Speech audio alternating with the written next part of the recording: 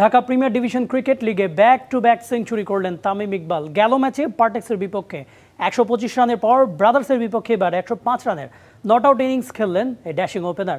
তামিম ম্যাজিকে জয়রথ চলছে মোহামেডানের। ডিপিএলে হ্যাট্রিক জয়ে টেবিলে ৩-এ রয়েছে সাদা কালোরা। দিনের অন্য দুই ম্যাচে জয় দেখেছে আবাহনী ও লেজেন্ডস অব রূপগঞ্জ।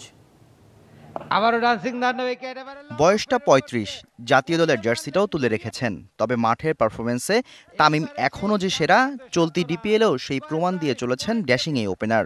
গেল ম্যাচে পার্টেক্সের পর বুধবার ব্রাদার্সের বিপক্ষেও ছুঁয়েছেন ৩ অঙ্কের ম্যাজিক ফিগার। তামিমের পুরো ইনিংসটি সাজানো ছিল ৯টি ৪ আর ১ হালি ছক্কায়। প্রায় ১১০ স্ট্রাইক রেটে ৯৬ বলে তামিমের ১০৫। এই ওপেনারের এমন ইনিংসে অনায়াসেই জয় পেয়েছে তার দল মোহামেডান। ব্রাদার্সের দেয়া ১৮৮ রানের টার্গেট সাদা কালোরা টপকে গেছে ৯ উইকেট হাতে রেখেই। তামিমের সাথে অপর প্রান্তে ৭৫ রানের অপরাজিত ইনিংস খেলেছেন মাহিদুল অঙ্কন। জীবনের সব আয়োজন এখানে একসাথে।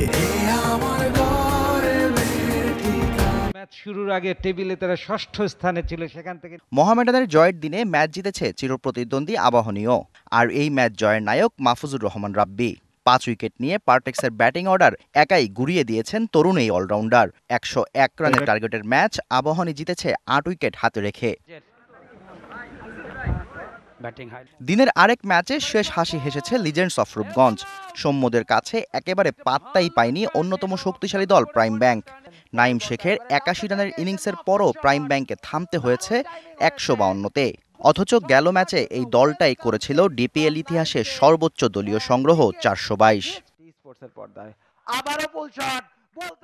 ছোট টার্গেটে অনেকটা টি-২০ মেজাজে ব্যাট করেছেন লিজেন্ডস অফ রূপগঞ্জ ব্যাটাররা। তরুণ ব্যাটার তানজিদ তামিম ৪৯ বলে খেলেছেন ৬৮ রানের ইনিংস। আর সৌম্য নট আউট ছিলেন ৪০ বলে ৫০ করে।